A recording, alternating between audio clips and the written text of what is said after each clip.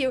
One of them being, you're a veteran. I've heard stories from other reporting of veterans who were part of the ingredients of this cake that got tossed out. They got what you could call DOGEd, axed from their jobs. They're saying, hey, and not only veterans, but other people, I voted for the Trump administration, but now I lost my job. What do you say to them? Do you think that's a necessary casualty or a mistake? What does that look like? Again, Elon Musk even admitted that in this process, he's probably not going to get everything right.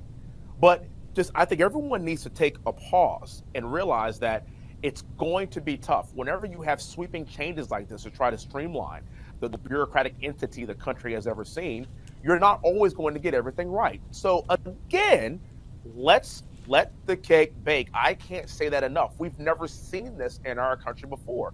And a lot of the people that you are describing are actually some of my West Point classmates that I have heard from.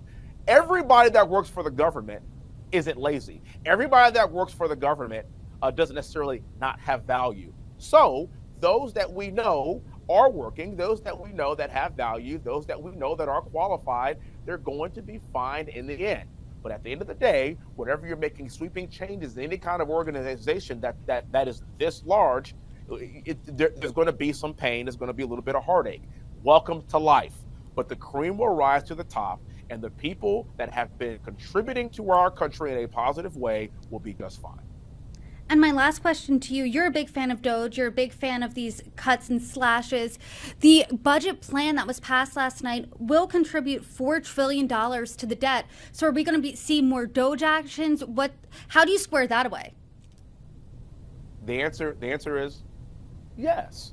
We're going to continue to see that DOGE clock increase. We're going to continue to see that DOGE clock increase, and prayerfully, of course, we really hope to see our national deficit decrease. But again, this is an experiment. This is the first time that we've ever done this. So streamlining this system is what is so critical. It is the most important piece of this. How do we make this as simple as possible, and most importantly, transparent to the American public? This has been the most transparent administration that we have seen in the history of this country. President Trump has let all the reporters and let everybody in the White House talk to them every day, spars with them, which is a stark contrast than we saw over the last 4 years of the Biden administration. Elon Musk literally putting on X exactly what he is doing every single day. He has created a DOGE clock for transparency to the American people. We've never seen this before.